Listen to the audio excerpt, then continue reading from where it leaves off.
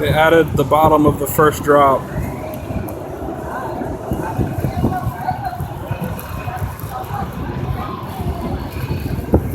Also, there's some more steps on the lift hill. Looks like some more work has been done to the storage shed.